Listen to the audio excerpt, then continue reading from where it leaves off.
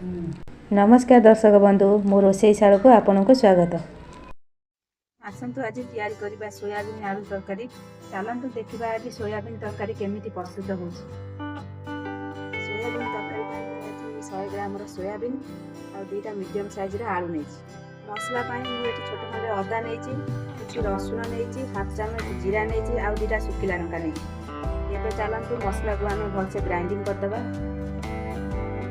देखो आमर मसला रेडी हो गला। आसतु आम एबे नेक्स्ट प्रोसेस को। एबे आम सोयाबीन की उषुम पानी रे पकईदबा। लुण पकईकि फुलवा को देकी छाड़ीदबा।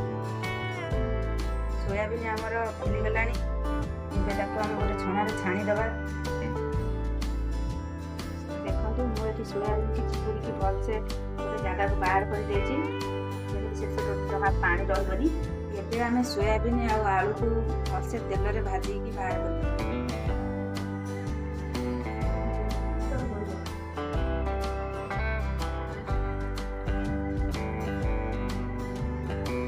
एबे हमर सोयाबीन आलू भजा हो सारी।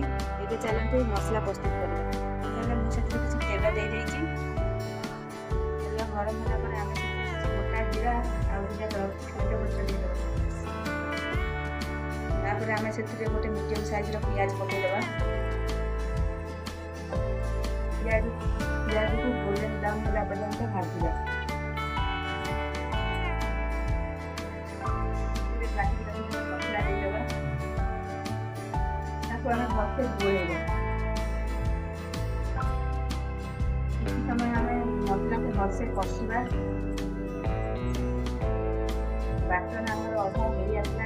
आम गुंड मसला देदेबा। देखो गुंड मसला देती हलदी गुंड हाफ चामच, जीरा गुंड हाफ चामच, लंका गुंड 1 चामच, धनिया गुंड 1 चामच और गोटा कच्चा कषेकी मसला को आम भलसे आम किसी समय कषा। एबे मीडियम साइज गोटे टमाटो देदेबा। अल्प किसी लुण दे बाटन को आम भलसे कषि। मसलाटा आम हो आसला। किसी पानी देकी आगे भलसे कषा। देखो आम मसलाटा रेडी हो जाए। आम ए भाजी रखी सोयाबीन आलू को पकईदबा। भलसे किसी समय गोलैदबा। देखो मसला सहित सोयाबीन आलू आमर कषि हो गलानी। एबे आम से उषुम कर रखा पानी देदेबा।